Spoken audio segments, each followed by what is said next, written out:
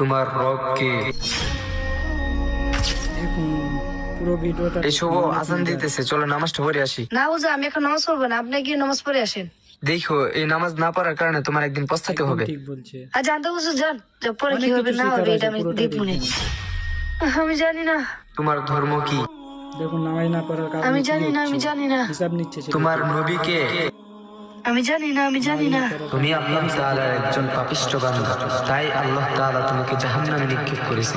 যাও, তুমি জাহান্নামে যাও। না, আমাকে জাহান্নামে নেবেন না, না আমাকে জাহান্নামে নেবেন না, না। ভিডিওটি ভালো লাগলে সাবস্ক্রাইব। তোমার রব কে? এই ভাইটি নামাজ পড়েছে, বিনা হিসাব নেবেন। আপনি কি হিসাব দিতে পারবেন? আল্লাহ তাআলা। দেখুন ঠিক তোমার ধর্ম কি? ইসলাম। সব উত্তর তোমার নবী কে? হযরত